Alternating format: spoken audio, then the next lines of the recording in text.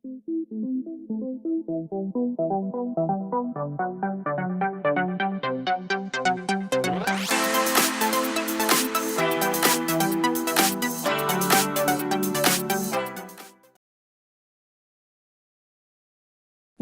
to a new episode of Digital Dialogues. Today we dive into Blade Runner, Ridley Scott's masterpiece starring Harrison Ford, a story that goes far beyond science fiction, asking us what it truly means to be human, what freedom costs, and how we face death.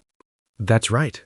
Blade Runner takes us into a rain-soaked, neon-lit Los Angeles where humans seem to have lost their essence, while machines, the replicants, begin to discover theirs. Ridley Scott builds a paradox when the artificial begins to feel more deeply than the natural. Rick Deckard, played by Harrison Ford, is a Blade Runner, a man tasked with retiring fugitive replicants. But as the story unfolds, it's clear that the real hunt is internal.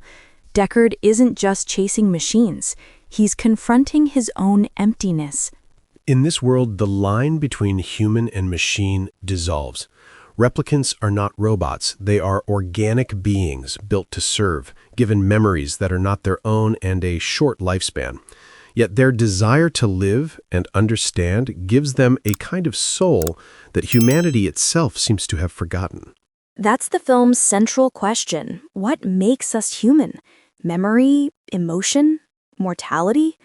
Rachel, played by Sean Young, believes she's human until she learns her memories are implants. Her identity collapses, but through that collapse, she finds something real, the fear, the doubt, and the need to believe. Meanwhile, the replicants, led by Roy Batty, rebel against their fate. They only have 4 years to live and they know it. Yet instead of despair, they search for meaning. They return to Earth to confront their creator, Tyrell, and demand more life. That encounter is unforgettable. The child confronting the father, the creation demanding answers from its God. Tyrell's response is chilling. The light that burns twice as bright burns half as long. And in one of cinema's most powerful gestures, Roy kills him, not out of hate, but out of liberation.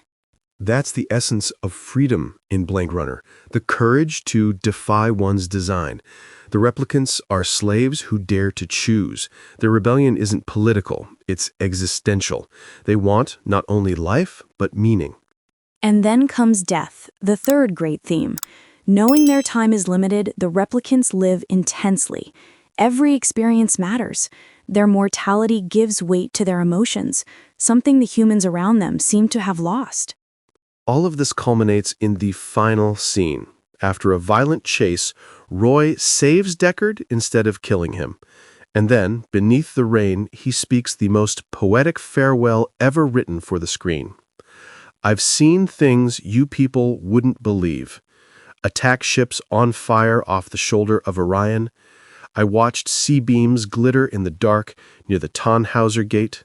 All those moments will be lost in time like tears in rain. Time to die. Those words transform the monster into a prophet. Roy accepts death, and by doing so, becomes more human than his makers. In his final act, he embodies compassion, something no program could replicate. Deckard witnesses this and finally understands. Humanity isn't in the blood or the code, it's in the ability to feel empathy, to recognize oneself in the other.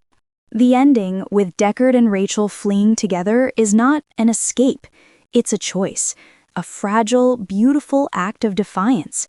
Two beings choosing life, even if that life may be short. That's the power of Blade Runner, a film about machines that teaches us what it means to have a soul. Thanks for listening to Digital Dialogues. See you next time where we continue exploring the borders between science, consciousness, and cinema.